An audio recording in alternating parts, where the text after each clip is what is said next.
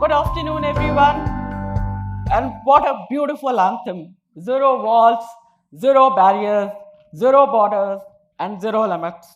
I just love it. And I love the music, though I can't hear the words myself, but I could have danced right in front of you.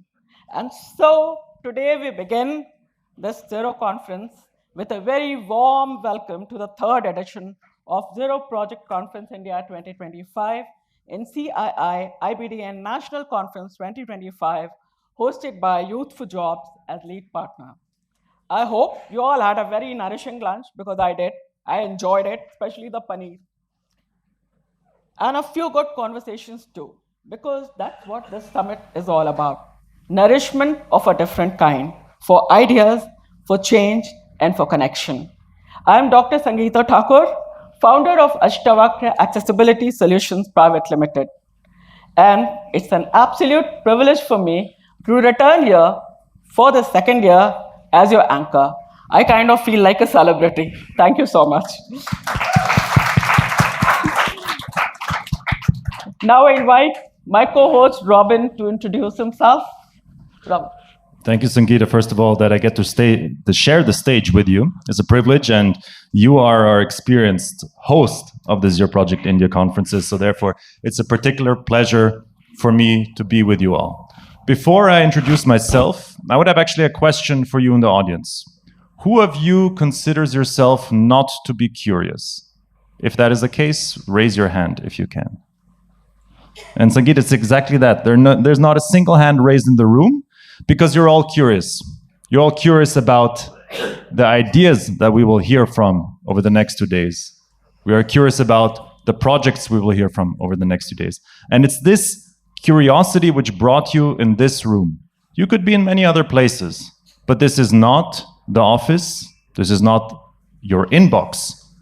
This is a gathering of humans, not avatars. And it's a gathering in which we will share our empathy, in which we will listen, in which we will learn. And that really excites me, and I'm sure it does to you as well, Sangeeta. And for those of you who do not know me, my name is Ram Timwais. I'm the Director of International Affairs at the Zero Project, and it is, of course, our distinct pleasure to be here today with our steadfast partner, Youth for Jobs.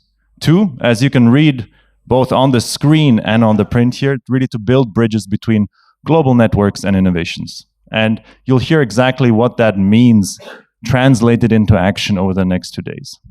I would love to, first of all, for those who might hear me but not see me, give you an audio description of the room that we are in. So Sangeeta and myself, we're on a stage. It's a wooden stage that is elevated some, I would say, 1.5 meters above the ground. And we're in a nice wood-paneled room with a lot of attentive audience who is interested to what's coming next. And Sangeeta and myself are smiling. I'm wearing a rather boring pinstripe suit, whereas Sangeeta is in a fantastic sari. Maybe you want to tell a bit more about the pattern, Sangeeta? I'm wearing a Banarsi sari. And for those who are not aware what that is, could you give a description of the pattern and the design? Yes, so this sari has, it's a circular patterns on it, and I think it depicts Hanuman, that is the monkey god. So all over the sari, there are patterns in gold and navy blue. The base is black, and the backside of the sari is totally gold. So it's kind of a unique piece, which I'm wearing for a unique conference today. Absolutely, and you're really making me look terrible. So it's very hard to stand next to you with such a setup. In terms of setup of the conference, some useful information. First of all, the accessible restrooms and restrooms in general are on the -1 level, so one level below the ground floor. Then I would also like to remind you there's an absolutely fantastic photography exhibition and expo area on the second floor. I myself, Sangeeta, I snuck away earlier and I looked at the photos, and my favorite photo is Lifetime of Mumbai. So I encourage you, please, to go and look at the photos. And if you agree with my assessment, come and tell me.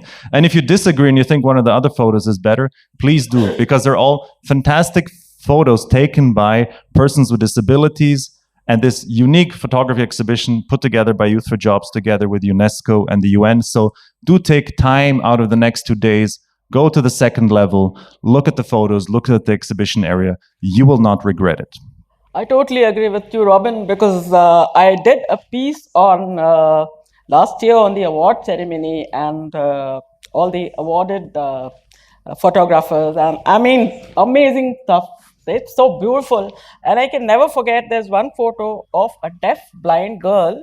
She has tears in her eyes, and that kind of stuff. Here and here, I'm never going to forget that photograph. I wrote about it in my blog on Times of India. So absolutely. I second Robin that you must step up and look at the beautiful pictures, the photos, and the imagination that people with disability actually have, and how they are using different means of creative expression to bring out what is inside them. It's amazing. I couldn't agree more. In terms of language, as you're noticing, I'm speaking English. English, by the way, is also not my mother tongue. And for some of you in the audience, it also might not be your mother tongue. So if any of our speakers speak too fast, speak too slow, speak unclear, or use language that you're not familiar with, inform the event staff. We want to make sure that our communication is clear to you and vice versa. So please do let us know if at any point we can improve in terms of language. Also, see, there we go, immediate audience feedback. That's what I like. We have an attentive audience, Sangeeta, as you can see.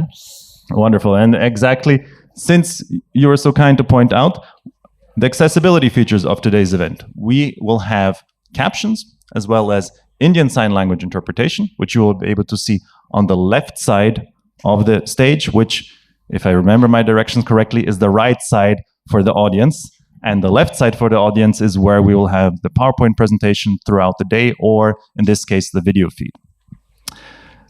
As well, if at some point you feel the conference becomes overwhelming, there's too much noise, sound, or you just need a moment to step away, as you can see, and we're in a wonderful venue with a lot of outdoor areas, gardens, little nooks and crannies, or areas that you can recluse to if you would like a bit of more quiet environment. So please do use the venue around and engage as you are and as you can. And I think without further ado, that was the housekeeping aspect of my remarks. I would like to hand back to Sangeeta because there's quite a rich history of the Zero Project India conferences that she will tell us about. Yeah. Thank you so much, Robin. So I'll just do a quick recap of the conference, which is in the third edition this year. Before we look ahead to this year's exciting journey, let's take a moment. I'm requesting all of you the milestones that brought the Zero Project India conference to where it stands today.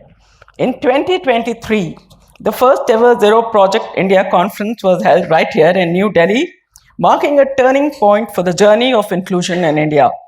Hosted by Youth for Jobs, the conference gathered change makers from across industries under the theme Global Networks and Innovations for Inclusive Employment in India. It showcased how technology, entrepreneurship, and rural innovation could open new frontiers for persons with disabilities, shifting this focus from compliance to creativity and from assistance to opportunity. Then came 2024, where I was the host, and with it, a widening of horizons. The theme, Building Bridges Between Global Networks and Innovations, captured the spirit of collaboration, and that now defines India's leadership in this space. We witnessed stories of women entrepreneurs and with disabilities, assistive tech pioneers, and India's global collaborations that cross geographies and mindsets. Over 200 participants and 50 speakers came together to turn policy into practice and inclusion into impact. And this year, 2025, that bridge extends even further. This year, we build on the momentum under the same theme. Today and tomorrow, we connect our homegrown ideas to the global stage because inclusion succeeds only when it scales. These 2 days, we will build upon these foundations which have been laid the last 3 years, and we will connect global networks with local innovations, policy with practice, and most importantly, intent with measurable impact. Together, I request you, let's continue to move from barriers to bridges, and from bridges to a world with zero barriers. With the energy, dialogues, and determination that have been the hallmark of ZeroCon India. For the Project Conference, India is more than an annual gathering.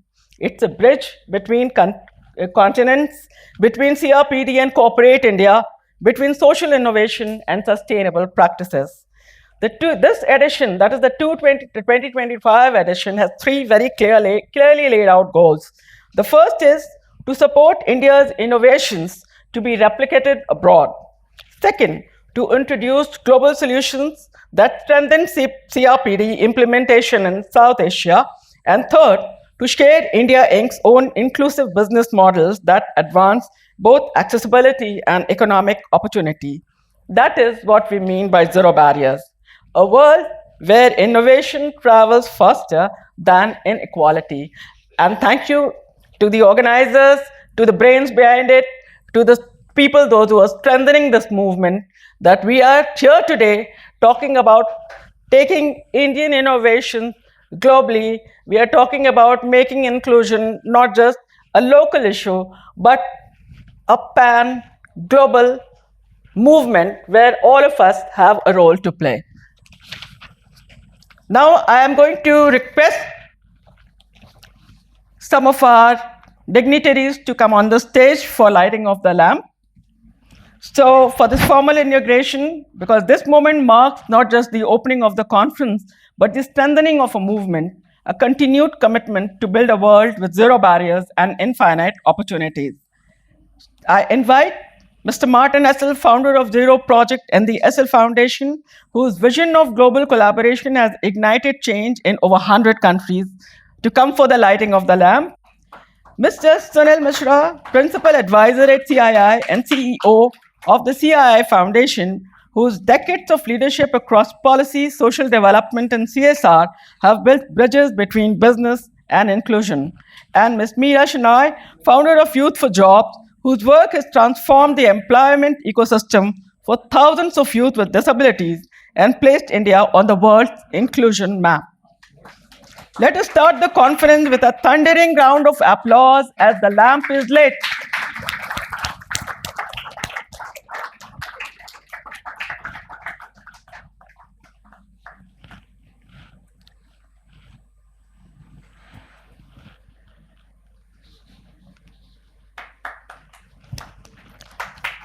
The lighting of the lamp is a timeless gesture that represents enlightenment in our country. But let's take it to mean collaboration and the shared pursuit of inclusion, which is a very symbolic gesture we find at any event when we are inaugurating something which we feel is going to impact a large number of people. Then we always light a lamp to dispel the darkness around us.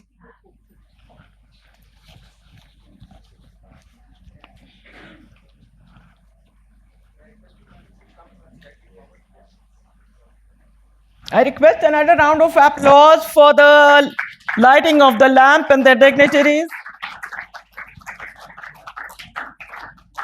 Thank you to our esteemed dignitaries for leading this inaugural moment.